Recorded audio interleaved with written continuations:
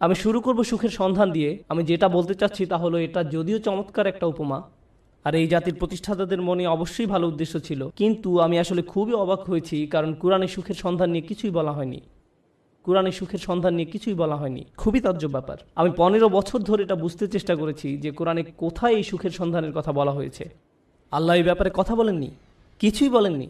আর এটা আমাকে ভাবায় যে আধুনিক সভ্যতার জন্য এত গুরুত্বপূর্ণ একটা ব্যাপার, মানুষ সুখী হতে চায়, কিন্তু আল্লাহ এই ব্যাপারে কিছুই বলেননি। কোরআনে এটা বলা নেই কিভাবে সুখের সন্ধান পেতে হবে। আর এটা খুবই আকর্ষণীয় ব্যাপার যে কোরআনের সবচেয়ে বড় যে অনুভূতির কথা বলা হয়েছে তা হলো সন্তুষ্টি। সন্তুষ্টি, সন্তুষ্ট থাকা, এটাই সব থেকে বড় লক্ষ্য, সুখ নয়। কিন্তু এই দুইটি কিন্তু আলাদা জিনিস। সুখে থাকা আর শান্তিতে থাকা দুটো আলাদা বিষয়। এখন আমি আপনাদেরকে সাইকোলজির ব্যাপারে কিছু বলবো, খুবই আকর্ষণীয় কিছু বিষয়। আর এই তথ্যগুলো আমাদেরকে কোরআনের বাণী বুঝতে আরও বেশি সহায়তা করবে। আর আমার আলোচনার পুরোটাই নিয়ে। আর এই বাণীটি আছে সূরা নাজমের মধ্যে, ওয়া আল্লাইসা লিল ইনসানি ইল্লা মা সাআ, এবং মানুষ তাই পায় যা সে করে। এখন আপনারা আমার সাথে থাকার চেষ্টা করুন। সর্বপ্রথম আর সবচেয়ে ছোট যা মানুষ সন্ধান করে, বিশেষ করে তরুণ প্রজন্ম যা চায়, আমি জানি শ্রোতাদের মধ্যে মনে মনে তরুণ লোক আছেন, কিন্তু আমি এখানে যারা বয়সে তরুণ তাদের বলছি, আমি চাই আপনারা এটা বুঝতে পারুন যে সবচেয়ে তুচ্ছ কিছু যখন জীবনে সন্ধান করা হয়, তখনই আসলে সুখের সন্ধান করা হয়। এটা আসলেই সব থেকে তুচ্ছ। আমি বলছি কেন আমার এই ধারণা। যেমন শনিবারে ঘুম থেকে উঠে বাড়ির কাজ করতে ইচ্ছা করে না, তাই 12টা পর্যন্ত ঘুম দিয়ে ওঠেন আপনি। আপনার তখন কি অনুভূতি হয়? আপনি তখন সুখী। সুখী হওয়া আসলে কষ্টের কিছু না। কোনো কোনো ছেলে সারা রাত ভিডিও গেমস খেললো, তার মাথা ব্যথা করে, কিন্তু যেহেতু সে গেম শেষ করতে পেরেছে তাই সে সুখী। কেউ কাজে যাওয়ার আগে ফোন পায় যে আজকে আবহাওয়া খারাপ তাই কাজে যেতে হবে না, এতেই তারা সুখ বোধ করে। সুখ পাওয়া খুবই সহজ, বিশেষ করে ছোট জিনিসের ক্ষেত্রে। অবশ্য সম্পর্কের থেকে সুখী হওয়া এর চেয়ে কঠিন। বাবা মাকে সুখী করা, অথবা বাবা মা যেন আমার উপরে খুশি থাকে, এটা করা কঠিন। আর স্ত্রীকে খুশি করা, এটা নিয়ে কথা না বলাই ভালো। আসুন আমরা এটা নিয়ে কথা না বলি। কিন্তু শুধু নিজের জন্য, যেমন আপনি একটা সিনেমা দেখলেন, আপনি এতেই খুশি। অথবা আপনার বন্ধুর সাথে দেখা হলো, আপনি খুশি। আপনি আপনার পছন্দের রেস্টুরেন্টে খেতে গেলেন, আপনি অনেক খুশি। এটা খুব কঠিন কিছু না। কিন্তু এটা যেমন দ্রুত আসে তেমনি দ্রুত চলেও যায়, চলেও যায়, চলে যায়, এবং আপনার আবার ভালো না লাগা শুরু হয়। আপনি হতাশ হয়ে যান এবং আবার সুখী হওয়ার চেষ্টা করেন। এটা অনেকটাই মাদকাসক্তির মতো, কারণ এটা আপনার সাথে সর্বদা থাকে না। আর এটাই হলো সবচেয়ে নিম্ন স্তরের সন্ধান। তাই মানুষ যখন বলে আমি শুধু সুখী হতে চাই, আমি আসলে জানি না সে কি বোঝাতে চাচ্ছে। কারণ কোনো মানুষই সবসময় সুখী নয়। আল্লাহ আমাদেরকে অনেক অনেক অনুভূতি দিয়েছেন এই জীবন অভিজ্ঞতা অর্জনের জন্য, এবং এর সবগুলোই সুস্থ জীবনের অংশ। সুখ হলো এদের একটি মাত্র। যদি আপনার আকাঙ্ক্ষা শুধু সুখী হওয়া হয়, তাহলে আমাকে বলতেই হচ্ছে যে আপনি হতাশ হবেন। সুখ কখনোই ঘটবে না, আপনি কখনোই চিরসুখী হতে পারবেন না। এটা আসলে এভাবে কাজ করে না। আমি বলছি না যে আপনাকে হতাশ হতে হবে। আমি যা বলতে চাচ্ছি তা হলো সংগ্রামও জীবনের একটি অংশ। যখন আপনি বার্ষিক পরীক্ষার জন্য প্রস্তুত হচ্ছেন, আপনি কিন্তু সুখী নন। বা 3 ঘন্টার পরীক্ষার মাঝে আপনি সুখী নন। যারা ব্যায়াম করেন তারা তাতে সুখ পান না। হ্যাঁ, ফলাফল দেখে তারা অবশ্যই সুখী হন, কিন্তু ঘাম ঝরানো পরিশ্রম করার সময় নিশ্চয়ই তারা সুখী নন। নিজের চেহারা দেখলেই বুঝতে পারবেন, ঠিক যেন সিলভেস্টার ট্যালনের মতো। যাই হোক, তাহলে সবচেয়ে নিম্ন স্তরের আকাঙ্ক্ষা কি? সুখ। আসুন এবার পরের ধাপ দেখি। পরের ধাপ মানে এটা অর্জন করতে আরো চেষ্টা করতে হয়। আর আমার বর্ণনা হয়, আমি যতই উপরের ধাপে যাব, সেটা অর্জনের জন্য ততই কষ্ট করতে হবে। তো এর পরের ধাপ হলো কুল দেখানোর আকাঙ্ক্ষা। এটা সুখের আকাঙ্ক্ষা নয়, আকাঙ্ক্ষা হলো কুল হওয়ার। কুল হওয়া মানে হলো কেউ আমাকে নিয়ে ঠাট্টা করবে না, আমি বাকি সবার মতোই হব। কেউ আমাকে নির্দেশ করে বলবে না যে তুমি এমন কাপড় কেন পরছো, এমন কথা কেন বলছো, তোমাকে এমন দেখাচ্ছে কেন, তুমি এভাবে চলো কেন, ওদের সাথে কেন মেশো, এটা কেন কিনছো, ওটা কেন করছো, গাড়ি কেন চালাও। আপনাকে আলাদা করে ভাববে, আপনি এটা চান না। আপনি যে কোনোভাবে সবার সাথে মিশে যেতে চান এবং কারো সমালোচনার বস্তু হতে চান না। আপনি অদৃশ্য হয়ে যেতে চান বাকি সবার মাঝে, যেন আপনাকে বাকি সবার মতো কুল ভাবা হয়। আর এই জন্য পরিশ্রম করতে হয়। উদাহরণ হিসাবে বলা যায়, আপনারা যারা হাই স্কুলে পড়ছেন, আপনি স্কুলে কি পোশাক পরে যাচ্ছেন সেটা আসলেই একটা বড় ব্যাপার। আপনি যখন আলমারি থেকে একটা কাপড় বের করেন বা জুতা হাতে নেন পরার জন্য, তখন আপনার মনে এই প্রশ্ন আসে যে কে আপনার পোশাক নিয়ে মজা করতে পারে। সত্যি সত্যি আপনার মনে এই ভাবনাটি আসে। অথবা আপনি যখন কাপড় কিনতে দোকানে যান, আপনার বাবা হয়তো আপনাকে টাকা দিয়েছেন কিছু কেনার জন্য। আপনি যাই কিনেন না কেন, অনেক কিছু কেনার পেছনে একমাত্র কারণ হলো যখন আপনি এইসব পরবেন তখন লোকে কি বলবে।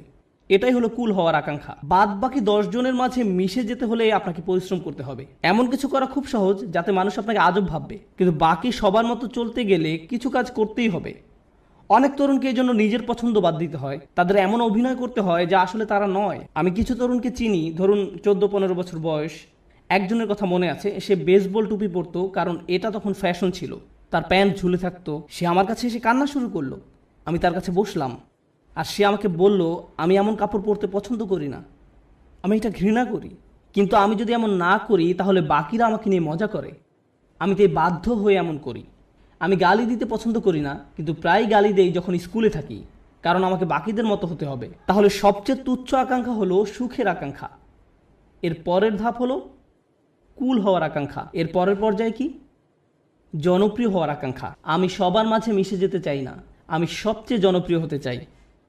আমি এমন হতে চাই যেন সবাই আমার বন্ধু হতে চায়। এমন হতে চাই যেন সবাই লাঞ্চের সময় আমার কথা শোনে। আমি এমন হতে চাই যেন কেউ আমাকে নিয়ে মজা করার আগেই যেন আমি তাদেরকে নিয়ে মজা করতে পারি। আর প্রায় সময় আপনারা দেখবেন যে স্কুলে যেসব বাচ্চারা জনপ্রিয়, তাদের জনপ্রিয়তার কারণ হলো তারা অন্যদেরকে নিয়ে মজা করে। আর সবাই তাদের ভয় পেয়ে তাদের কথা মতো চলে, যেন তারা কেউ পরবর্তী শিকারে পরিণত না হয়। যদিও আমি এখানে অল্প বয়স্কদের কথা বলছি, কিন্তু এমনটা প্রাপ্তবয়স্কদের ক্ষেত্রেও হয়, অবশ্যই হয়। আমাদের আঙ্কেল আন্টিদের ক্ষেত্রেও হয়ে থাকে, কোনো সন্দেহ নেই। জনপ্রিয়তার মানে হলো আমি চাই সবাই আমাকে নিয়ে কথা বলুক, আমি সবার মনোযোগের কেন্দ্রে থাকতে চাই, আমি চাই সবাই আমাকে নিয়ে মন্তব্য করুক। আমি কোনো ছবি পোস্ট করব, টুইট করব, ভিডিও বানাবো, যা কিছুই করি মানুষ যেন আমাকে নিয়ে কথা বলে। যখন আমাকে নিয়ে কথা বলা কমে যাবে তখন আমাকে নতুন কিছু আবার করতে হবে যেন মানুষ আমাকে নিয়ে মেতে থাকে। জনপ্রিয়তার আকাঙ্ক্ষা খুবই আজব একটি জিনিস, কারণ এর কারণে মানুষ নিজেই নিজের অপমান করে। যেমন মিউজিক ইন্ডাস্ট্রিতে যখন এমন হয় কোনো শিল্পীর গান খুব হিট করলো, সবাই সেই গান ডাউনলোড করলো, তারপর যখন তার জনপ্রিয়তা কমে গেল তখন তাকে নিজেকে অপমানিত করতে হবে, নোংরা ভিডিও বানাতে হবে বা কোনো কাহিনী তৈরি করা যেন পত্রিকাগুলো তাকে নিয়ে মেতে থাকে। অন্তত সেখানে জনপ্রিয়তা থাকবে, কারণ তারা নিজের গুণের কারণে আর জনপ্রিয়তা পাচ্ছে না। তাদের পরের গানগুলো বা ভিডিওগুলো আগের মতো বিক্রি হচ্ছে না। এটাই হলো জনপ্রিয়তার আকাঙ্ক্ষা। জনপ্রিয় হওয়ার জন্য পরিশ্রম করতে হয়, টাকা পয়সা খরচ করতে হয়, সময় দিতে হয়, নিজের ভাবমূর্তির জন্য কাজ করতে হয়। আর ভাবমূর্তি রক্ষা করাই তখন সবচেয়ে গুরুত্বপূর্ণ হয়ে যায়। সমাজে অবস্থান ধরে রাখাই তখন মুখ্য হয়ে দাঁড়ায়। এটা হলো পরের পর্যায়। কিন্তু এর উপরে আরও ধাপ আছে। এরপর এর উপরে রয়েছে আর এক ধরনের প্রচেষ্টা, সেটা হলো সম্মানের পেছনে ছুটে চলা। কলেজের ছাত্রদের কাছে এটা বেশি গুরুত্বপূর্ণ প্রাথমিক বা হাই স্কুলের ছাত্রদের চেয়ে। এইমাত্র আমি কি বললাম? সবার নিচে সুখ, তারপরে কি? কুল, সামাজিকতা, তারপর জনপ্রিয়তা। সম্মান মানে হলো আপনি আপনার নিজের সাথে এমন কিছু যুক্ত করতে চান যেটা অনেক মূল্যবান। আপনি মানুষকে বলতে চান, জানো আমি হার্ভার্ডে গিয়েছিলাম। আপনি তাদের বলেন না যে আপনি সেখানে সাপ্তাহিক ছুটি কাটাতে গিয়েছিলেন, আপনার বন্ধুর সাথে দেখা করতে গিয়েছিলেন, কিন্তু আপনি আপনার নিজের নামের সাথে একই বাক্যে হার্ভার্ড শব্দটা ব্যবহার করতে ভালোবাসেন। সত্যি কথা হলো আপনি যদি হার্ভার্ডের নবীন ছাত্র হন, আপনি কি অর্জন করেছেন? কিছুই না। আপনি শুধু সেই ভার্সিটিতে পড়েন, কিন্তু আপনি নিজের নামের সাথে একটা সম্মানিত প্রতিষ্ঠানের নাম যোগ করতে পছন্দ করেন। নিজের নামের সাথে একটা মর্যাদাপূর্ণ ব্র্যান্ডের নাম যুক্ত করতে আপনার ভালো লাগে। আপনার নির্দিষ্ট ব্র্যান্ডের পোশাক পরতে ভালো লাগে, এবং যদি ব্র্যান্ডের লেবেল দেখা না যায় আপনি অন্য মানুষের সাথে এমনভাবে কথা বলেন যেন তারা বাধ্য হয়ে প্রশ্ন করে আপনি এটা কোথা থেকে কিনেছেন। আপনি যেন বলতে পারেন যে এটা আরমানি ব্র্যান্ড বা এটা কিছু একটা, কারণ আপনি চান নিজের নামের সাথে সেই ব্র্যান্ডের নাম যুক্ত করতে। নতুন কোনো ব্র্যান্ডের গাড়ি বাজারে আসলে কোন গাড়ি আপনি চালাচ্ছেন, কোন ধরনের পোশাক আপনি পরছেন, কোন ধরনের মানুষের সাথে আপনি মিশছেন। সেলফি এজন্য তোলে না যেন আপনি তাদের মনে রাখতে পারেন, আপনি এজন্য সেলফি তোলেন যেন ছবিটা পোস্ট করতে পারেন, যেন অন্য মানুষ আপনাকে বেশি গুরুত্বপূর্ণ ভাবে, কারণ আপনি সেই বিশেষ ব্যক্তির পাশে দাঁড়িয়ে আছেন। এটা সম্মানের একটা ব্যাপার হয়ে দাঁড়ায়। ছবি তোলা যদি শুধু আপনার জন্য হয় দারুণ ব্যাপার, কিন্তু এটা আসলে অন্য মানুষদের জানানো যে আপনি কতটা অসাম, অন্যদের সাথে মিলে কোনো কিছু অর্জন করতে পারার জন্য নয়। কিন্তু মুসলিম সমাজে অন্য এক ধরনের মর্যাদা আমাদের বাবা মারা অনেক সময় পান, আর তা হলো তারা তাদের সন্তানকে হাফেজ বানাতে চান। এবং ডাক্তার। আর যদি হয় হাফেজ ডাক্তার তাহলে তো কথাই নেই, তারা দিন ও দুনিয়া দুটোই পেয়ে গেছে। রব্বানা আতিনা ফিদ দুনিয়া হাসানা ওয়া ফিল আখিরাতি হাসানা, কাজ এখানেই হয়ে গেছে। কিন্তু তারা মানুষকে বলতে পছন্দ করে যে জানো সে একজন হাফেজ, কিন্তু দুর্ভাগ্যবশত এর জন্য আপনি আপনার সন্তানকে কোরআনে হাফেজ বানাননি। কিন্তু এমনটাই ঘটে থাকে। আমরা এখন কোন পর্যায়ে আছি? সম্মান। এটা অনেক বড় ব্যাপার হবে যখন আপনি আপনার প্রথম চাকরিটা পাবেন, হয়তো মাইক্রোসফট বা অন্য কোথাও, কে জানে। ধরেন আপনি বড় কোথাও চাকরি পেলেন, হয়তো গুগলে। তারা আপনাকে আপনার ব্যাজ দিবে যেটা আপনি মসজিদেও পরে আসেন। যেন কেউ প্রশ্ন করে যে তুমি কি অনেক বেশি গুগল ব্যবহার করো, যে তারা তোমাকে একটা বিশেষ ব্যাচ দিয়েছে, আর আপনি তখন বলার সুযোগ পান না না আমার সেখানে চাকরি হয়েছে। আপনি মানুষকে জানাতে চান যে আপনি কি অর্জন করেছেন। তাফাখুরুম বাইনাকুম, কোরআনে এটাকে এভাবেই বলা হয়েছে, অন্যদের দেখানোর ইচ্ছা যে আপনার কি মর্যাদা আছে। যাই হোক, আমি আবার একদম নিচ থেকে শুরু করতে চাই। প্রথমে কি ছিল? সুখ। দ্বিতীয়, সামাজিকতা। কুল। তৃতীয়, জনপ্রিয়তা। চতুর্থ, সম্মান। তার উপরে টাকার পিছনে ছুটে চলা। কিছু মানুষ আছে যারা সুখকে পাত্তা দেয় না, তারা সামাজিকতার কথা ভাবে না, তারা জনপ্রিয়তা চায় না, এমনকি সম্মানও নয়। একটা জিনিসকেই তারা গুরুত্ব দেয়, আর সেটা হলো টাকা। তারা জানে কিভাবে অনেক টাকা উপার্জন করতে হয়। এই মানুষগুলো ময়লা জামা, পুরনো ছেঁড়া জিন্স পরে থাকে, 88 মাজদা মিয়াটা গাড়ি চালায়, কিন্তু এই সব নিয়ে তাদের কোনো ভ্রুক্ষেপ নেই, কারণ তারা মাসে $10 মিলিয়ন উপার্জন করে। আমার এমন মানুষের সাথে দেখা হয়েছে যারা বছরে শত শত মিলিয়ন ডলার উপার্জন করে, এবং আপনি বুঝবেনই না সেটা, কারণ তার চুল উস্কো খুস্কো, তার মধ্যে এক অন্যরকম ভাব আছে যে সে ব্যস্ত, বা ব্যস্ততার জন্য নাও হতে পারে, কারণ সে এগুলো পাত্তাই দেয় না। সে শুধু জানে কিভাবে ব্যবসা করতে হয়। ব্যবসায় সে একটা বিস্ময়, আর সেটা নিয়েই সে শুধু চিন্তা করে। সে খালি এটাই চিন্তা করে যে বিক্রয় কিভাবে বাড়ানো যায়, কিভাবে ব্যবসার আরো সম্প্রসারণ হবে, কিভাবে আমি নতুন ওয়্যার হাউস খুলবো। সুবহানাল্লাহ, তারা অবিশ্বাস্য ধরনের মানুষ। যাই হোক, ময়ের উপরে উঠলে কি আরো কঠোর পরিশ্রম করতে হয়। সুখী হতে কোনো পরিশ্রম করতে হয় না, সবার মতো হতে কিছু পরিশ্রম করতে হয়, জনপ্রিয় হতে আরো কিছু কাজ করতে হয়, সম্মান বা সম্মানিত কিছুর সাথে জড়িত হওয়ার জন্য আরো শ্রম দিতে হয়, অনেক টাকা কামাতে হলে অনেক শ্রম দিতে হয়। এক অবিশ্বাস্য রকমের কর্মস্পৃহা লাগে, তারা কোনো বিরতি নেয় না। এর উপরেও উঁচু স্তর আছে। যাই হোক, আমি যখন বলছিলাম কিছু একটা করতে বেশি শ্রম দিতে হয়, যখনই আমি কোনো উঁচু লেভেলের কথা বলি, আপনাকে সেখানে যেতে বেশি কষ্ট সহ্য করতে হবে, আপনাকে যন্ত্রণা সহ্য করতে হবে সেখানে পৌঁছাতে। সুতরাং আমরা এখন টাকার উপরে লেভেলে আছি, আর টাকার উপরে সেই মানুষটা শুধু 1 নম্বর হতে চায়। তারা যে কোনো কাজে চরম উৎকর্ষতা অর্জন করতে চায়, তারা অন্যদের ছাড়িয়ে যেতে চায়। আমি শুধু আমার কোম্পানির প্রোগ্রামার হতে চাই না, আমি এই কোম্পানির শীর্ষস্থানীয় প্রোগ্রামার হতে চাই। আমি শুধু এই ক্লাসের ছাত্রই হতে চাই না, আমি 1 নম্বর হতে চাই। আমি শুধু এসএটি পরীক্ষায় বেশি নম্বর পেতে চাই না, আমি সর্বোচ্চ নম্বর পেতে চাই। আমি শুধু বাস্কেটবল খেলোয়াড় হতে চাই না, আমি NBA তে যেতে চাই, আর আমি MVP হতে চাই। কখনোই খুশি হতে পারে না। তারা শুধু নিজেদেরকে আরো কঠোর পরিশ্রম প্রচেষ্টা চালাতেই থাকে, তারপরেও তারা নিজেদেরকে নিয়ে সন্তুষ্ট হতে পারে না। এই ধরনের মানুষরা তাদের কাজে চরম উৎকর্ষ অর্জন করতে সক্ষম হয়, সেটা পড়াশোনায় হোক, শরীরচর্চায় হোক, বা অ্যাথলেটিক হোক, তাদের কর্মক্ষেত্রে, তাদের গবেষণা যাই হোক না কেন, তারা তাদের শীর্ষস্থান অর্জন করা চাই। তাদের 1 নম্বর হতে হবে। নিজেদের নিয়ে কখনোই খুশি হতে পারে না। তারা নিজেদেরকে কার সাথে তুলনা করে এটা জানা খুব গুরুত্বপূর্ণ। নিজেকে তারা গতকালকের সাথে তুলনা করে। তারা আর কাউকেই পাত্তা দেয় না, কারো দিকে তাকায় না। তারা জানে তারা আরো ভালো করতে পারে, তাই তারা কখনোই সন্তুষ্ট হতে পারে না। তারা কখনো কাজ না করে বসে থাকে না। তারা সব সময় বলতে থাকে আমাকে আরো কাজ করতে হবে। অন্য সবাই হয়তো বলবে আপনি সত্যি বিস্ময়কর, কি চমৎকার কাজ করেছেন আপনি, তো তাতে কি, আমি জানি এর চেয়েও ভালো করার ক্ষমতা আমার আছে। তাই তারা মানুষের প্রশংসা, সুনাম কিছুকেই গুরুত্ব দেয় না। যারা ভাবে যে তারা আসলে দারুণ কাজ করছে, কিছুকেই গুরুত্ব দেয় না। তারা চেষ্টা করেই যায়। আর এমন একটা উদাহরণ হলো মাইকেল ফেলপস, ঠিক কিনা? কত মানুষ তার প্রশংসা করেছে সব রেকর্ড ভেঙে ফেলার জন্য, কিন্তু আপনার কি ধারণা যে সে বসে ভাবছে আমি তো রেকর্ড ভেঙেছি, এখন আমার সম্মান আছে, তাই আমি এখন কিছুটা অবসর নিতে পারি? সে কি অর্জনের চেষ্টা করেছে? উৎকর্ষতা। তাই সে কখনোই সন্তুষ্ট হতে পারবে না। সে চেষ্টা করতেই থাকবে মেশিনের মতো, সামনে যেতেই থাকবে আরো দ্রুত গতিতে। এমন মানুষ দুনিয়াতে খুব কমই আছে, খুবই কম। অনেকেই এখানে বসে আছেন যারা স্কুলে পাশ করার গ্রেড পেলেই খুশি, তখনই তারা সুখের খোঁজে প্লে স্টেশন নিয়ে খেলতে বসে যায়। আবার এমনও মানুষ আছে যারা 99 পেলেও নিজের উপর অসন্তুষ্ট, কিভাবে আমি এই ভুলটা করলাম। এমনটা সাধারণত ছেলেরা করে না, মেয়েরা করে। উৎকর্ষতা অর্জনের ব্যাপারে কথা বলতে বলতে আরো একটা কথা বলতে চাই, যে আমি জীবিকা অর্জনের জন্য কি করি। আমার সত্যিকার অর্থে কোনো চাকরি নেই, কিন্তু আমার ক্যারিয়ারের একটা অংশ হলো যে আমি কম বয়স্ক ছেলে মেয়েদেরকে আরবি শিখাই। এটা একটা বেশ ইন্টেন্সিভ প্রোগ্রাম। তাদের আরবি কিছুটা শেখাতে 9 মাস লেগে যায়।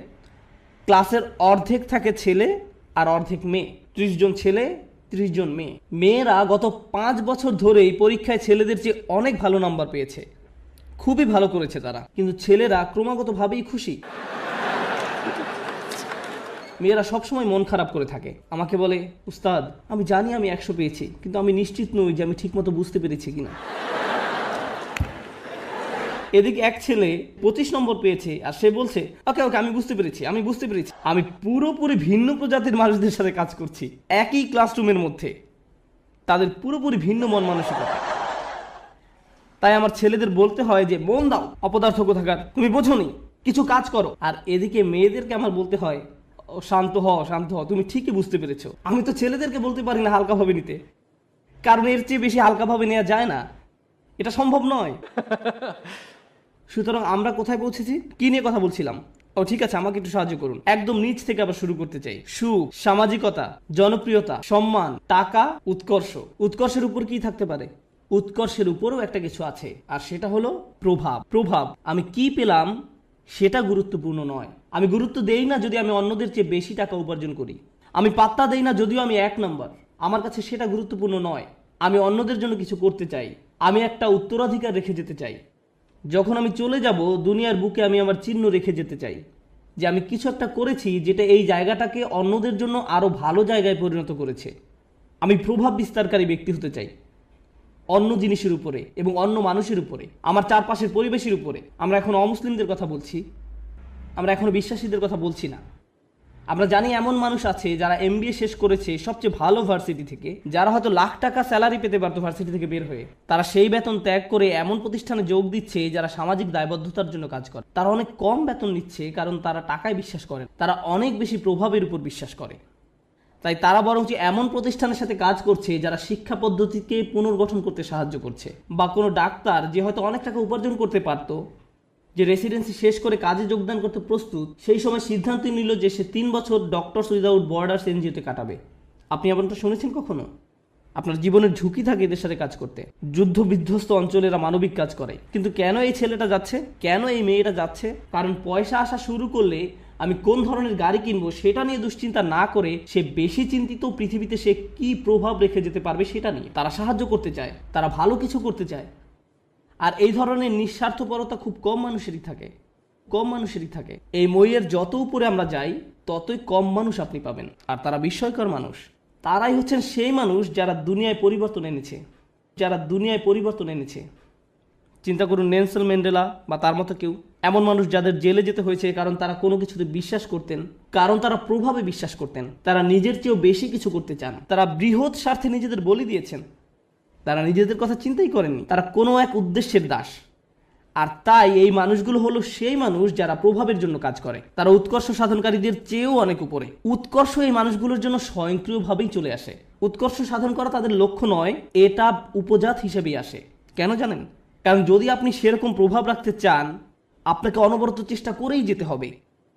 আপনি হয়তো ভাবতে পারেন যে প্রভাব সৃষ্টি এটাই হয়তো সর্বোচ্চ শিখর, কিন্তু না, এর থেকেও বড় কিছু আছে। এর উপরে আছে চূড়ান্ত সত্য। কেউ কেউ ন্যায়ের খোঁজ করে, কেউ কেউ সত্যের খোঁজ করে, কেউ কেউ আদর্শের খোঁজ করে। যারা ন্যায় বিশ্বাস করে, আর ন্যায় এমন একটা জিনিস সেটা আপনি পরিপূর্ণভাবে দুনিয়াতে দেখবেন না, দেখবেন, কিন্তু তারা এর পরোয়া করে না, তারা এটার জন্যই কাজ করেন। ও আরেকটি ব্যাপার, যখন আপনি এমন কিছু করতে চান যেটার দুনিয়াতে কোনো নজির নেই, তখন সেটা করাটাই সবচেয়ে কঠিন কাজ। তখন যদি আপনি সামান্য একটু পরিবর্তন দেখেন তাতেও আপনি উদ্দীপ্ত হয়ে যান, আপনি অনুপ্রাণিত হন এবং এটি আপনাকে আরো সামনের দিকে এগিয়ে নিয়ে যায়। কিন্তু আপনি যখন এমন একটা আদর্শের জন্য কাজ করবেন, ন্যায়ের জন্য, আপনি হয়তো ন্যায় কখনোই দেখবেন না, কখনোই দেখবেন না। এই লোকেরা কেমন করে নিজেদেরকে অনুপ্রেরণা দিবে যখন তারা এমন কিছুর জন্য কাজ করে যেটা দেখা যাচ্ছে না? এরাই হচ্ছে সবচেয়ে অসাধারণ, সবচেয়ে সহনশীল ব্যক্তি। একবার তারা একটা আদর্শের পিছনে পড়লো, সবাই তাকে পাগল ভাবলো, কিন্তু তার কিছু এসে যায় না, তারা এগিয়েই চলেন। তাই এখন আমি শুরু করতে চাচ্ছি একদম সর্বোচ্চটা দিয়ে, যেটা হলো সত্যের খোঁজ। প্রসঙ্গত বলে রাখি যে আমাদের সকল নবী আলাইহিস সালামের পথে ছিল সত্যের অন্বেষণ, সত্যের অন্বেষণ। তারা মানুষের সাথে সত্যটা শেয়ার করতে আগ্রহী ছিলেন। এবং অনেক সময়ই রাসূলুল্লাহ সাল্লাল্লাহু আলাইহি ওয়াসাল্লাম হাদিস থেকে আমরা জানি কিয়ামতের দিন অনেকেই, মানে অনেক নবী আল্লাহর সামনে দাঁড়াবেন যাদের পেছনে কোনো অনুসারীই থাকবে না, একজন অনুসারীও নয়, 1 বা 2 না, একেবারে শূন্য, শূন্য। তাদের লক্ষ্যটা কি ছিল? সত্য। তাদের প্রভাব কতটুকু ছিল? শূন্য। কিন্তু আল্লাহর দৃষ্টিতে তারা পুরোপুরি সফল। হ্যাঁ নাকি না? হ্যাঁ। এখন আমাদেরকে একটা জিনিস বুঝতে হবে, আমরা আবার এই শ্রেণী বিভাগেই যাচ্ছি, কিন্তু আমি শুধু শেষের 4টার উপরে ফোকাস করছি, অথবা হয়তো শেষ 5টার উপরে। প্রথমে কথা বলি উৎকর্ষ। আপনি যখন উৎকর্ষের খোঁজ করেন তখন আপনি কাকে নিয়ে কখনো সন্তুষ্ট থাকেন না? নিজেকে নিয়ে। প্রশ্ন হলো কেন আপনি নিজেকে নিয়ে সন্তুষ্ট নন? কারণ আপনি নিজেকে শুধু উন্নতিই করতে চান না, এটা কারণ নয়। যদি আপনি ইসলামের দৃষ্টিকোণ থেকে আলোচনা করেন, আপনি নিজেকে নিয়ে সন্তুষ্ট নন এই কারণে যে আপনার প্রত্যেকেরই প্রভাব সৃষ্টির চেষ্টা করার কথা ছিল। আপনার নিজেকে নয় বরং অন্যকে নিয়ে চিন্তা করার কথা ছিল। আর এই কারণে আপনি নিজেকে নিয়ে সন্তুষ্ট হতেন না। আপনি যা ভাবছেন আল্লাহ আসলে আপনার উপর তার থেকেও বেশি দায়িত্ব দিয়েছেন। আমি চাই যে আপনারা দুটো জিনিস নিয়ে চিন্তা করুন। এটা কোরআনের একটি অন্যতম শক্তিশালী বক্তব্য। যেহেতু এটা পরিষ্কারভাবে অনুবাদ করা হয়নি তাই অনেক সমস্যা সৃষ্টি করে। লা ইউকাল্লিফুল্লাহু নাফসান ইল্লা উসআহা। আল্লাহ কোনো ব্যক্তির উপরই বোঝা দেন না। এখন যেই অংশটা আসছে সেটা হচ্ছে দুর্বল অনুবাদ, তাদের সাধ্যের অতিরিক্ত। আল্লাহ আপনার উপর সেই বোঝা চাপাবেন না যা আপনি বহন করতে পারবেন না। এই অনুবাদের জন্য আরবিটা হওয়া দরকার ছিল লা ইউকাল্লিফুল্লাহু নাফসান ইল্লা বিউসইহা। তাদের সাধ্য পর্যন্ত বোঝাতে সেখানে একটা বা থাকার কথা ছিল, কিন্তু শব্দটা হচ্ছে ইল্লা উসআহা, অর্থাৎ কাল্লাফাল্লাহু উসআনা। অর্থটি এখন পুরোই পরিবর্তিত হয়ে গেছে। প্রচলিত অনুবাদটা একদম ন্যূনতম অর্থ প্রকাশ করে, কিন্তু আপনি জানেন এই আয়াতের সত্যিকার অর্থ কি? আপনার মাঝে যে সম্ভাবনা আছে তার অতিরিক্ত কোনো কিছুর বোঝা আল্লাহ আপনাকে দেননি। ভেবে দেখুন আমি কি বলছি। আল্লাহ আপনাকে এমন কিছু বোঝা দেননি যেটা আপনার মাঝে যেই সম্ভাবনা আছে তার অতিরিক্ত। আপনার মাঝে কি আরো উন্নতি করার সম্ভাবনা আছে? হ্যাঁ। আপনি কি আরো বেশি করতে পারতেন? হ্যাঁ। এবং যেটা করতে পারেন কিন্তু করেননি, আল্লাহ আপনাকে সেটার জন্য জিজ্ঞাসাবাদ করবেন। শুধু একদম ন্যূনতম দায়িত্বটুকু নয়, বরং সর্বোচ্চটুকু। আল্লাহ চান যে আপনি নিজেকে উন্নত করতে থাকুন এবং দেখান যে আপনি আসলে কতটুকু নেয়ার জন্য তৈরি ছিলেন। এটাই হচ্ছে এখানে প্রচেষ্টার ধারণা। আমরা সুখের অন্বেষণ অস্থির নই, বরং ওটা এর সাথে বোনাস হিসাবে আল্লাহ দেবেন। আমরা অন্যের কাছে কুল বা পরিপাটি হিসাবে পরিচিত হতে চাই না। কেউ একজন একটা বোকার মতো কাজ করেছে এবং আপনি ওই নির্বোধের মতোই কাজ করতে চাচ্ছেন। আমরা কারো কাছে জনপ্রিয় হতেও আগ্রহী নই। কেন জানেন? কারণ সবার যাদের জীবনের উদ্দেশ্য সম্পর্কে কোনো ধারণা নেই, আপনি তাদের মাঝে জনপ্রিয় হতে চান মানে হচ্ছে আপনি তাদের মাঝে সবচাইতে বোকা। আমরা সম্মানের কাঙালও নই, কারণ আমরা জানি সম্মান আসে আল্লাহর তরফ থেকে। অনেক নবী ছিলেন গৃহহীন, কিন্তু তাদের সম্মান ছিল। নবীদেরকে মানুষরা ধিক্কার দিত, কিন্তু তারপরও তাদের ছিল উচ্চ সম্মান। এখন আমাদের কাছে সম্মানের সংজ্ঞাটাই ভুল। আমরা ভুল জিনিসের সাথে এটাকে জড়িয়ে ফেলেছি। ঠিক আছে, যখন উৎকৃষ্ট হবার চেষ্টা করার ব্যাপার আসে আমাদের মুসলিমদের মাঝারি ধরনের জিনিসে সন্তুষ্ট হবার অবকাশ নেই, কোনো সুযোগ নেই। আপনি একজন মুসলিম হিসেবে নিজেকে আরো উন্নত করার জন্য ক্রমাগত চেষ্টা করতে থাকবেন। আপনি যে কাজই করে থাকেন না কেন, আপনি যদি মুখস্থ করে থাকেন তাহলে আপনি আরো বেশি মুখস্থ করার চেষ্টা করুন। আপনি যদি পড়াশোনা করে থাকেন তাহলে আরো বেশি পড়াশোনার চেষ্টা করুন। আপনি যদি কাজ করে থাকেন তাহলে আপনি আরো বেশি কাজ করার চেষ্টা করুন। আপনি যদি স্বেচ্ছাসেবী হয়ে থাকেন তাহলে আরো বেশি স্বেচ্ছাসেবা করার চেষ্টা করুন, বিশেষভাবে যখন আপনার বয়স কম। কারণ এখন দায়িত্ব অনেক কম। কিন্তু আমার হোমওয়ার্ক আছে, হ্যাঁ, কিন্তু সেটা এমন কোনো দায়িত্ব নয়। দায়িত্ব তখনই আসবে যখন আপনি বিয়ে করবেন, যখন আপনার সন্তান থাকবে। এখন আপনি মুক্ত।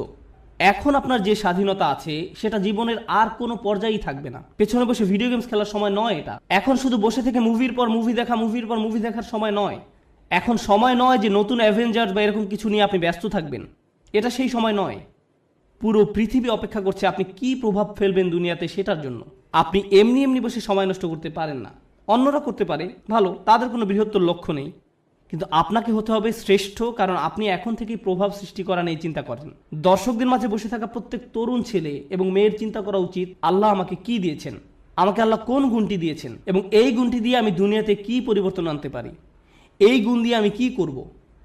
আর আপনি যখন এটা নিয়ে চিন্তা করবেন তখন আপনি সত্যিকারভাবে বুঝতে পারবেন আপনি কিসের জন্য কাজ করছেন। আপনি কাজ করছেন আল্লাহর সাথে দেখা হবার স্বপ্ন নিয়ে, এবং সেটাই হচ্ছে আমাদের আসল সত্য। আপনি আল্লাহকে এটা দেখাতে চান যে আপনি আপনার সামর্থ্যের মধ্যে যা আছে তার সবটুকু করেছেন। সবচেয়ে ভালো ঘুমের অভ্যাস আপনার থাকা উচিত, সবচেয়ে ভালো খাবার সবচেয়ে ভালো ব্যায়াম করার অভ্যাস আপনার থাকা উচিত, আপনার হওয়া উচিত সবচেয়ে ভালো ইবাদতকারী, আপনার হওয়া উচিত সবচেয়ে পড়াশোনায় উন্নত। আপনার জীবনে আপনি যা যা করে থাকেন প্রত্যেকটি কাজে আপনার উৎকর্ষ অর্জনের চেষ্টায় রত হতে হবে।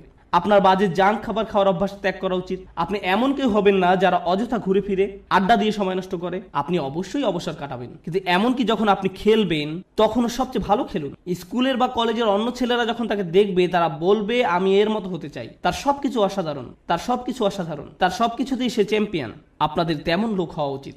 উম্মার এরকম লোক দরকার, শ্রেষ্ঠ লোক, এবং এ ধরনের লোকেরাই প্রভাব সৃষ্টি করতে পারে। আরেকটি ব্যাপার কি জানেন, আমাদের বাবা মায়েরা খুবই দুঃখজনক, কারণ তাদেরকে কখনো এটা শেখানো হয়নি, তারা কখনো এই যে সিঁড়িটা এর সাথে পরিচিত হননি। তাদের কাছে সর্বোচ্চ শিখর মানে হচ্ছে সম্মান, আর এর উপরে গেলে টাকা পয়সা। তাই আপনাদেরকে নিয়ে তাদের একমাত্র চিন্তা হচ্ছে সম্মান আর অর্থ। একটা চাকরি খোঁজো যেন তুমি সম্মান পেতে পারো। আর আমরা বলতে পারি আমাদের ছেলে একটা চাকরি করে, সে ডাক্তার, সে এটা, সে ওটা, আর হয়তো আমাদের এক সময় অনেক টাকাও হবে আর আমরা সেটা মানুষকে দেখাতে পারবো। শেষ। এটাই তাদের একমাত্র চিন্তা। আর তারা সবসময় জিজ্ঞাসা করে তুমি কোথায় কাজ করবে, কেমন করে তুমি আরো টাকা রোজগার করবে, কখন আমরা বাড়ি কিনবো। সবকিছুই শেষ হয় সম্মান এবং অর্থতে গিয়ে। কিন্তু জীবনে এর উপরেও কিছু আছে। অর্থের উপরে কি? টাকা পয়সা, উৎকর্ষ, কে আপনাকে উৎকর্ষ বা শ্রেষ্ঠত্ব অর্জনের দিকে ধাবিত করবে? আমরা শুধু অর্থ এবং সম্মান নিয়ে চিন্তা করতে করতে জীবন শেষ করে ফেলি। মুসলিমদের মাঝে কত ছেলেমেয়ে ডাক্তার হয়েছে, আমি সবসময় তাদের উদাহরণটাই দিই, কারণ এদেরকেই সবচেয়ে বেশি হতাশ দেখি আমি। তারা ডাক্তার হয়েছে শুধুমাত্র এই কারণে যে তাদের মা বলেছে কিংবা বাবা বলেছে। আমি কখনোই আমার কোনো সমস্যা হলেও এরকম ডাক্তারের কাছে যেতে আগ্রহী নই। আমি বরং এমন কারো কাছে যাব যে ডাক্তার হয়েছে কারণ তারা মানবতার সেবা করতে চায়, তারা তাদেরকে নিয়ে চিন্তা করে, তারা দুর্নীতিগ্রস্ত ইন্স্যুরেন্স কোম্পানি থেকে পরবর্তী টাকা আসার অপেক্ষা করে না, তারা আসলে মানবতা নিয়ে চিন্তিত। আমি এ ধরনের ডাক্তারের সাথে সম্পর্ক রাখতে নিজে এবং বাচ্চাদেরকে নিয়ে যেতে আগ্রহী। প্রভাব সৃষ্টিকারী ব্যক্তি। এখন এই ব্যাপারে আমার শেষ কথা, লাইসা লিল ইনসানি ইল্লা মা সা। মানুষের কিছুই থাকবে না শুধুমাত্র তারা যে চেষ্টা করেছে তা ছাড়া। আবার শুরু করি। সুখের সন্ধান, কুল, সামাজিক বা পরিবারটি হওয়ার বাসনা, জনপ্রিয় হবার আকাঙ্ক্ষা, সম্মান পাবার আকাঙ্ক্ষা, অর্থপ্রাপ্তির আকাঙ্ক্ষা, উৎকর্ষ লাভের আকাঙ্ক্ষা, প্রভাব সৃষ্টিকারী হবার ইচ্ছা এবং সত্য পাবার প্রচেষ্টা। জানেন আল্লাহর কাছে সবচেয়ে মূল্যবান কোনটি? এই সব কিছুর মাঝে আল্লাহর কাছে সবচেয়ে প্রিয় হচ্ছে আপনার প্রচেষ্টা। অর্থ নয়, প্রভাব না, শ্রেষ্ঠত্ব না, এই সব কিছুই আসবে, কিন্তু আল্লাহ আপনার কাছ থেকে যেটা দেখতে চান সেটা হচ্ছে প্রচেষ্টা। প্রচেষ্টা। আমি আপনাদের বলেছি নবী আলাইহিস সালামদের কথা, যারা শেষ বিচারের দিন আল্লাহর সামনে দাঁড়াবেন কতজন উম্মত নিয়ে? শূন্য। কিন্তু তারপরেও আল্লাহ তাদেরকে জান্নাতের সর্বোচ্চ আসনে আসীন করবেন, কারণ আল্লাহ সম্মান জানাবেন তাদের প্রত্যয়কে, তাদের প্রচেষ্টাকে, তাদের চারিত্রিক দৃঢ়তাকে। তারা কঠিন সময়ে পড়েছিলেন এবং তারা সেটা মোকাবেলা করেছেন। যদি আপনি নূহ আলাইহিস সালামের প্রতি বছরের একটা প্রোগ্রেস রিপোর্ট দেখতে চান, চলুন একটা গ্রোথ চার্ট বানিয়ে দেখি কতজন মানুষ মুসলিম হয়েছে প্রতি বছর, যেমনটা করা হয় প্রতি বছর প্রতিবেদনে। কতজন মানুষ মুসলিম হয়েছে প্রতি বছর? 950 বছর। চার্ট নিশ্চয়ই ঊর্ধ্বমুখী ছিল না, বরং সেটা ছিল অপরিবর্তনশীল, এমনকি কখনো কখনো হয়তো নিম্নমুখীও ছিল। কেউ হয়তো ইসলামের খুব কাছাকাছি এসেছে, আবার দূরে সরে গেছে। এর মানে কোনো প্রভাব তৈরিই হয়নি। আমরা নূহ আলাইহিস সালামের কোন জিনিসটাতে এত সম্মান করি? ক্রমাগত এবং ক্রমাগত প্রচেষ্টা। আমাদেরকে হতে হবে ক্রমাগত প্রচেষ্টারত এবং প্রত্যয়ী মানুষ। আল্লাহর সামনে দাঁড়ানোর মতো কিছুই থাকবে না যদি আমাদের এই প্রচেষ্টাটুকু না থাকে। তরুণরা দয়া করে মনোযোগ দিয়ে শুনেন আমি কি বলছি। একটু চিন্তা করো, তোমার জীবনের সার্থকতা কোথায়? যদি তোমার জীবন মানে হয় শুধু একটা ভিডিও গেম থেকে অন্য ভিডিও গেম, যদি তোমার জীবন মানে হয় শুধু টিভি শোয়ের একটা পর্ব থেকে অন্য পর্ব, তুমি কিসের জন্য চেষ্টা করছো? এতে কি আসে যায় যদি তুমি একটা ভিডিও গেমে ট্রফি জিতো অথবা 100% সিনক্রোনাইজেশন পাও? এতে কি আসে যায়? কি এমন হবে এতে? পৃথিবীর জন্য তা কোনো পরিবর্তনই আনবে না। তুমি কতগুলো পুশ আপ করতে পারো এটা কেউ গুরুত্ব দেয় না। তোমাকে এর চেয়ে বেশি কিছু চিন্তা করতে হবে, এর চেয়ে বড় উচ্চ মর্যাদাশীল কিছু চিন্তা করতে হবে। এবং যখন তুমি সেটা করা শুরু করবে, আল্লাহ তোমাকে সুখ দিবেন। যখন তুমি সত্যিকার অর্থেই চেষ্টা করবে, জীবনটা তখন অর্থবহ হবে। আর জীবনটা যখন অর্থবহ হবে, সুখ এবং আনন্দ এনে দেবে। যখন তোমার জীবনে কোনো প্রচেষ্টা থাকবে না, তখন জীবনের কোনো অর্থ তুমি খুঁজে পাবে না। তুমি তখন কোনো কিছুতেই কোনো সুখ বা আনন্দ খুঁজে পাবে না। তুমি যতই গান শোনো, তুমি যতই ঘুরতে বেড়াতে যাও, যতই পার্টি করো, তোমার জীবনে কখনোই সুখের দেখা পাবে না। তোমার সব সময় বিরক্ত লাগবে, নিজের কাছে নিজেকে ভালো লাগবে না। গুরুত্বপূর্ণ হচ্ছে প্রত্যয়, যেটা তোমাকে উপলব্ধি করতে হবে। তোমাদের তরুণ প্রজন্মকে হতে হবে অসম্ভব অসম্ভব এবং অসম্ভব প্রত্যয়ী। আল্লাহ বলছেন ওয়ান্না সায়াহু সাওফা ইউরা। আমার খুবই পছন্দের একটি আয়াত, এবং আমি এই আয়াতটি দিয়ে শেষ করতে চাই। এবং তার প্রচেষ্টা বা প্রত্যয় খুব শীঘ্রই দেখা যাবে। তার চেষ্টা খুব শীঘ্রই কি দেখা যাবে। এ প্রসঙ্গে আমি বলতে চাই, তুমি যখন কাউকে তোমার রিজিউম দেখাও, আমি অমুক স্কুল থেকে গ্র্যাজুয়েট হয়েছি, আমি অমুক অমুক জায়গায় কাজ করেছি, অমুক অমুক প্রজেক্টে কাজ করেছি, তখন তুমি তোমার রিজিউমে লেখো তোমার রেজাল্ট নাকি তোমার প্রচেষ্টা? তুমি তোমার প্রচেষ্টার কথা লিখো না, তুমি লিখো তোমার রেজাল্টের কথা। তুমি লেখো না যে তুমি আসলে অনেক কঠোর পরিশ্রম করেছো ফাইনাল সেমিস্টারে এবং পরীক্ষাটা দিতে গিয়ে অর্ধমিত হয়ে গিয়েছিলে। এগুলো তুমি তোমার সিভিতে লেখো না। তুমি লেখো তুমি অমুক অমুক প্রজেক্টে কাজ করেছো, কিন্তু এটা লেখো না যে তোমাকে অনেক অনেক কষ্ট করতে হয়েছে, তাই নয় কি? শুধু তাই নয়, কিছু কিছু সময় তুমি অনেক অনেক চেষ্টা করো কিন্তু তুমি পাস করতে পারো না। অথবা এরকম যে তুমি অসম্ভব রকমের চেষ্টা করেছো একটা প্রজেক্টের জন্য, কিন্তু সেটা সফলভাবে শেষ করতে পারোনি। অথবা তুমি তোমার আশানুরূপ গ্রেড পাওনি, যেটা তোমার পাওয়া উচিত ছিল। আমরা মানুষেরা মানুষকে কিসের ভিত্তিতে বিচার করি? আমরা মানুষকে বিচার করি রেজাল্ট দিয়ে। আমার এতে কিছু যায় আসে না যে তুমি কতটা চেষ্টা করেছো, তুমি আমাকে ফলাফল এনে দিতে পারোনি। আমার এতে কিছুই আসে যায় না যে তুমি কতটা চেষ্টা করেছো, তুমি পাস করতে পারোনি, গ্রাজুয়েট হতে পারোনি। বুঝতে পেরেছো ব্যাপারটা? কিন্তু আল্লাহ তোমার বিচার তোমার রেজাল্ট দিয়ে করবেন না। আল্লাহ তোমার বিচার করবেন কিসের ভিত্তিতে? প্রচেষ্টা। আল্লাহ বলছেন এবং তার প্রচেষ্টা, তার অধ্যবসায়গুলো খুব শীঘ্রই দেখা যাবে। এটা একটা অসাধারণ ব্যাপার। কেননা পৃথিবীর বুকে কোনো মানুষই আমার প্রচেষ্টা দেখবে না, কোনো মানুষই আমার প্রচেষ্টা দেখবে না। আমি তোমার প্রচেষ্টা দেখব না, অথবা তুমি আমার প্রচেষ্টা দেখবে না, কিন্তু তিনি হচ্ছেন শুধুমাত্র আল্লাহ, যিনি আমাদের প্রচেষ্টা অধ্যবসায়গুলো দেখবেন। আমরা সবাই দেখি ফলাফল, আমরা হচ্ছি ফলাফল সর্বস্ব মানুষ। আল্লাহ হচ্ছেন বিচারক, যিনি দেখেন প্রচেষ্টা। সুবহানাল্লাহ, কতই না মহান আমাদের প্রভু। কেউ তোমার প্রচেষ্টার মূল্য দিবে না এক আল্লাহ ছাড়া, সুতরাং কখনোই তোমার প্রচেষ্টাকে খাটো করে দেখবে না। মানুষ হয়তো মূল্য দিচ্ছে না তুমি যে কাজগুলো করছো, এবং তুমিও সাথে সাথে ভাবতে শুরু করে দাও যে এগুলোর আসলেই কোনো মূল্য নেই, কিন্তু মনে রেখো এটা মূল্যবান আল্লাহর কাছে। আল্লাহর কাছে এটা অত্যন্ত মূল্যবান। আজকের আলোচনা ওই অংশটা বিশেষভাবে বোনদের জন্য ছিল, কারণ তারা কঠোর পরিশ্রম করে এবং তাদের মনে হয় এই চেষ্টায় কোনোভাবেই কিছু হবার নয়। ছেলেরা এমন নয়, কারণ ছেলেরা কোনো খাটুনি করে না এবং তারা মনে করে যে আমি অনেক করেছি, আমি কত কঠোর চেষ্টা করেছি। ছেলেরা নিজেদের সাথে মিথ্যাচার বন্ধ করো। তোমাদের নিজেদের এটা বলা বন্ধ করতে হবে যে তুমি যথেষ্ট করেছো। তোমার অলসতা দূর করতে হবে। ভাইরা, শয়তান তোমাদের ধ্বংস করে দিচ্ছে, সে তোমাদের ধ্বংস করছে। তোমরা এত অলস। নিজেদের কাছে যুক্তি দেওয়া বন্ধ করো এবং কাজ করো, বেশি করে কাজ করো, আবেদন করতে থাকো, করতেই থাকো, অন্যদের সাথে এই ব্যাপারে কথা বলতে থাকো, নেটওয়ার্কিং করো। থেমে যেয়ে বলো না যে আমি সব রকম চেষ্টা করেছি তারপর ফল পাইনি। না, তুমি সব রকমের চেষ্টা করোনি। উদ্যম হারিও না, এটা করা তোমাদের শিখতে হবে। তোমরা তোমাদের বোনদের কাছ থেকে শিখো। তারা হলো একটু একটু অপেক্ষা করো, আমি তোমাদের ব্যাপারেও বলবো। কিছুক্ষণ পরেই তোমরা আর খুশি হবে না। তোমাদের সমস্যা কি জানো? সুখের সন্ধানের কথা এখন ভুলে যাও। তোমাদের সমস্যা হলো তোমরা সর্বদা নিজেদের ব্যাপারে অনিশ্চিত। তোমরা সবসময় ভাবছো আমি যথেষ্ট নই, বা আমি হিসেবের মধ্যেই নেই। হাততালি থামাও। তোমাদের ব্যাপারগুলো সহজভাবে নিতে হবে। তোমাদেরকে বলছি না, তোমাদের এমনিতেই সবকিছু যথেষ্ট, হালকাভাবে নাও। মাশাআল্লাহ, মাশাআল্লাহ। অপরপক্ষে তোমাদের শান্ত হওয়া দরকার। আমার এমন বন্ধুদের সাথে দেখা হয়েছে যারা ইসলাম নিয়ে পড়াশোনা করছে, তারা কোরআন শিক্ষা করছে, কিন্তু আমার এখনো সব শব্দ শেখা হয় নাই। হ্যাঁ, ঠিক আছে ঠিক আছে আন্টি, শান্ত হন। আপনার সব মুখস্থ হয়নি। আল্লাহ আপনাদের ফলাফলে আগ্রহী নয়। তিনি কিসের প্রতি আগ্রহী? তিনি আগ্রহী আপনার প্রচেষ্টায়। আপনার প্রচেষ্টায় ফলাফল নিয়ে উদ্বিগ্ন হওয়া বন্ধ করুন। আপনি আবার ফল নিয়ে খুব দুশ্চিন্তা করবেন না। আপনি এখনো যা জানেন না, যেটা এখনো অর্জন করতে পারেন নাই, সেটা নিয়ে আপনি বড্ড বেশি ভাবেন। অর্জন নিয়ে চিন্তা করা বন্ধ করুন এবং আন্তরিক, অকৃত্রিম, সর্বোচ্চ যতখানি সম্ভব চেষ্টা করে যায়। আমি বলছি এমনটা করলে আল্লাহর কাছ থেকে ফলাফল আসবেই, কিন্তু সেটা তার সময়সূচি অনুযায়ী আসবে, আপনার নয়। দুইজন মানুষ একদম একই পরিমাণে চেষ্টা করবে, কোনো একজন দেখা যাবে তার চেষ্টার ফলাফল নগদে পেয়ে যাবে, এবং কাউকে বছরের পর বছর অপেক্ষা করতে হবে সমানভাবে ফল পাওয়ার জন্য। এটা আল্লাহর হাতে। এজন্য আপনি বলতে পারেন না সে তো অনেক সুফল পেয়ে গেল আর আমি কিছুই পেলাম না, আমরা তো একই রকমের চেষ্টা করলাম। এটা ঠিক না। না না না, এটা পুরোপুরি অন্যায্য। কারণ সেই হিসেব আল্লাহর কাছে ন্যস্ত, এবং আল্লাহ শুধু এটাই দেখতে চেয়েছেন যে আপনি কতটা চেষ্টা করেন। ধরুন দুজন মানুষ একদম একই পরীক্ষা দিল। আমার ক্লাসে এমনটা ঘটেছিল। তারা একদম একই পরীক্ষা দেয়।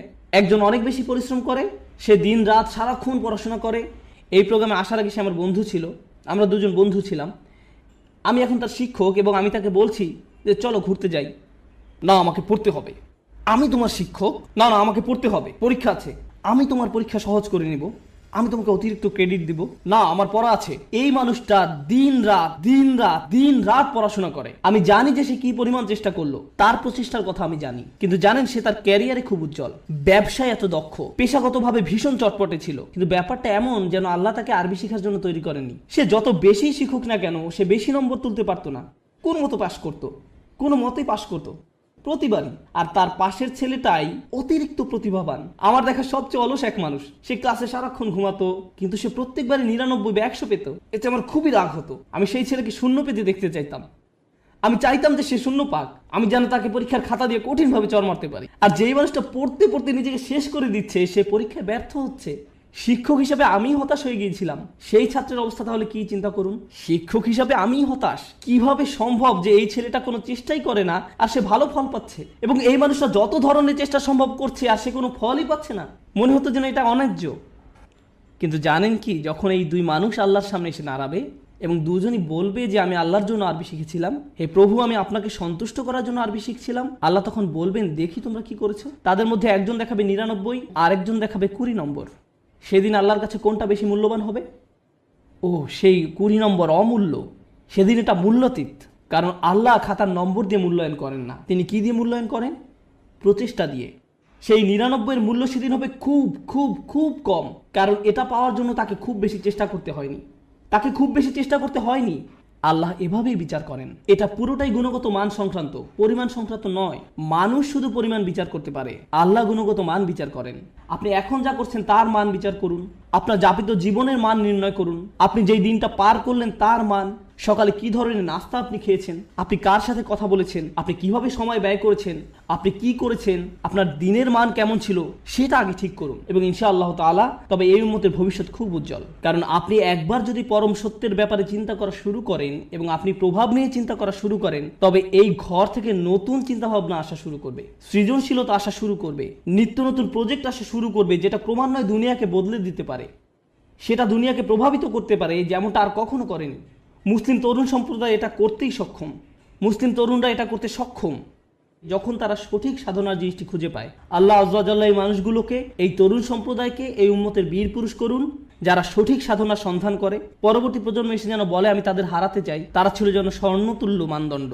বারাকাল্লাহু লি ওয়া লাকুম। আসসালামু আলাইকুম ওয়া রাহমাতুল্লাহি ওয়া বারাকাতুহু।